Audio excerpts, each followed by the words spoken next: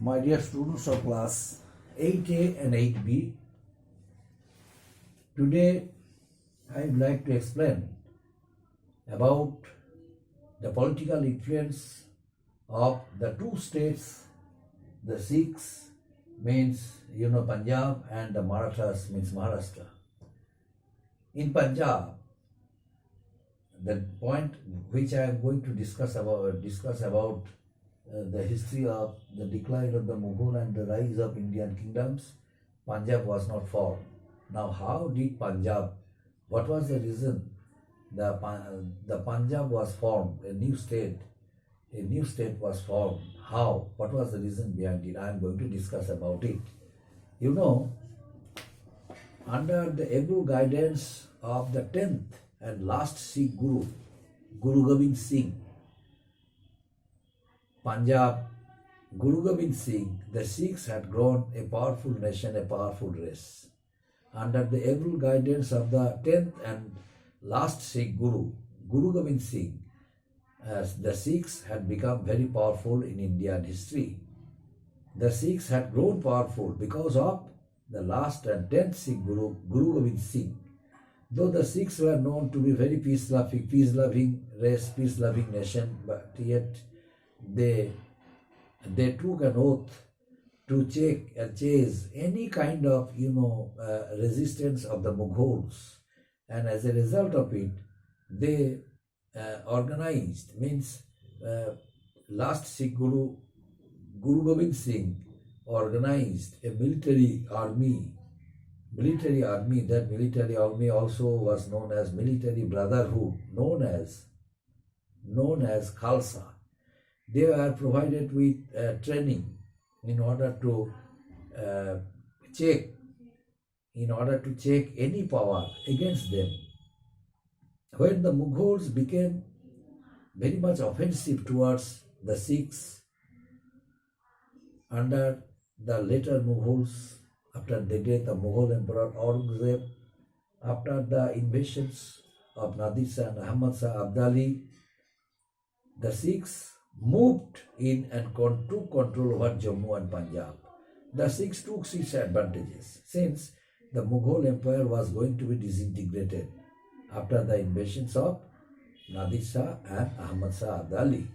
Right that moment, the Sikhs took its control over two places, Jammu and Punjab. The Sikhs soon after organized themselves to be 12 political groups under the guidance of whom? Last Sikh Guru, Guru Gobind Singh. The last Sikh Guru, Guru Gobind Singh, formed 12 political groups known as missals. Out of these 12 political groups, one group came under the leadership of the leader of Maharaja Ranjit Singh.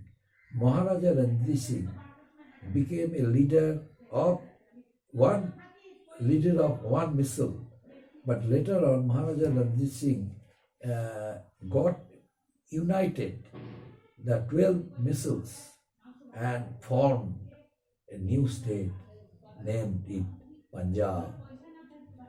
And later on Punjab, by the end of the 18th century, Punjab became powerful, and afterwards the son of Maharaja Ranjit Singh, Dalip Singh, became Dalip Singh could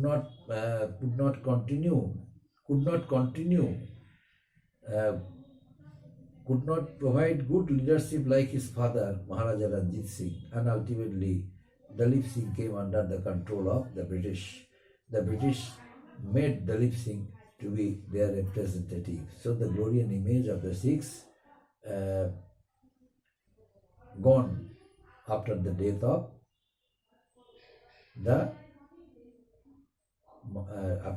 of Maharaja Ranjit Singh. Now next one, Marathas. Marathas,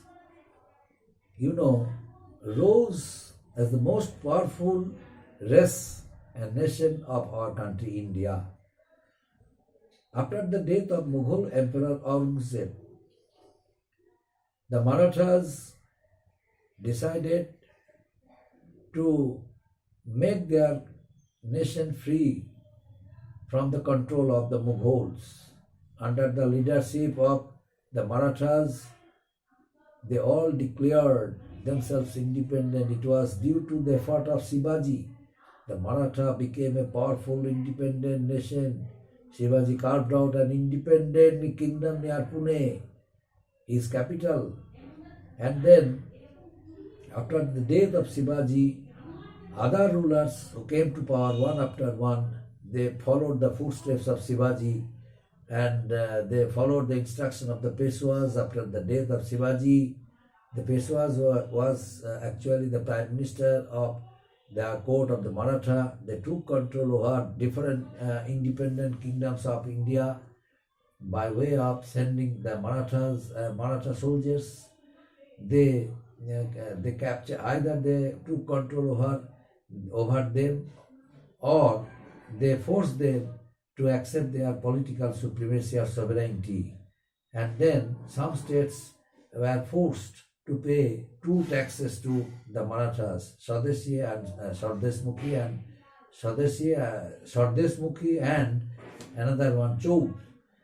They were Bengal. Bengal was forced, the Nawab of Bengal, the Nawabs of Bengal were forced to pay two taxes to the Marathas, Chout and Swadeshmukhi. And other states of India, they also accepted the Marathas' supremacy and were forced to pay two taxes, Chout and Swadeshmukhi. And these states later, these states were also captured by Marathas, but they did not establish their control over there, but forced them to accept their, political supremacy. The military campaigns of the Marathas against other states encouraged their rulers. The regional kingdoms were unable to face them. The defeated rulers, especially the Nizam in the south and the Rajput kingdom, became hostile towards the Marathas. Ultimately, the Marathas moved northwards and tried to take control of the Mughal Empire. The major problem arose only when the Marathas took over the two provinces which were occupied by Ahmad Shah Abdali. The names of the two provinces were, Lahore and Sirhind. These most important two territories occupied by Ahmad Shah Abdali. Ahmad Shah Abdali did not want to leave this opportunity. He occupied these two important territories, Sirhind and Lahore. The natural fauna, atmosphere, weather of Lahore and Sirhind attracted Ahmad Shah Abdali a lot. Ahmad Shah Abdali was actually an invader, but still he occupied these two territories of India, Sirhind and Lahore. Why? Because its natural beauty attracted him a lot. That's why he decided to occupy these two territories, Sirhind and Lahore. But as soon as these two territories were occupied and the Marathas were marching towards different parts of India after defeating different regional kingdoms one after one, they targeted these two territories, and they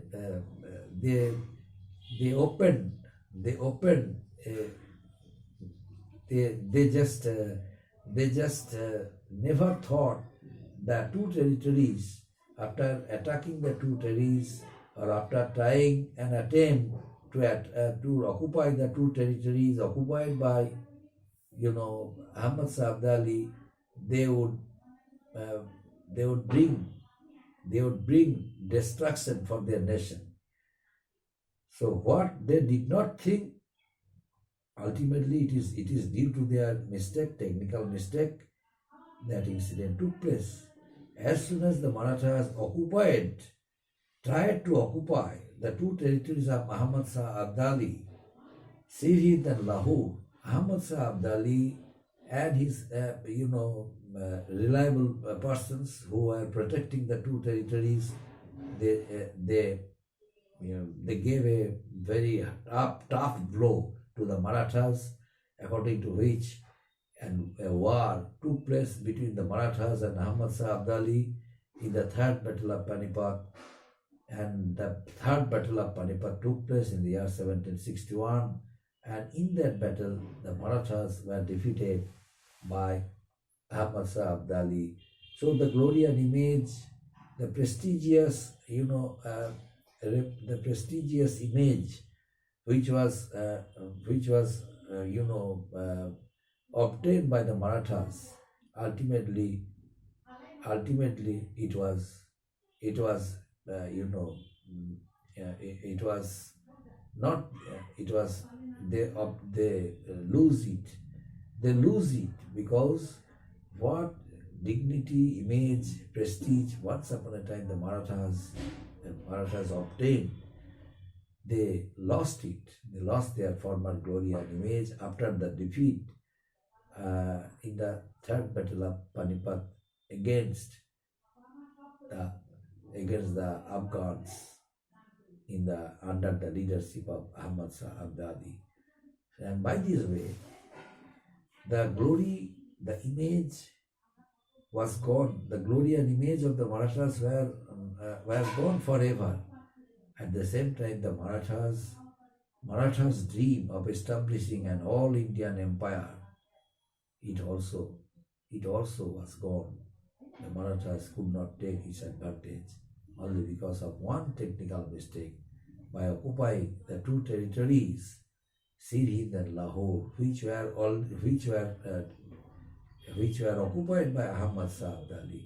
So, by facing a war between the Afghans, against the Afghans, the Marathas considered their defeat and lost their image and their dream, whatever they had been bringing with them, carrying with them, they could not get it realized. Up to this, my dear students, thank you.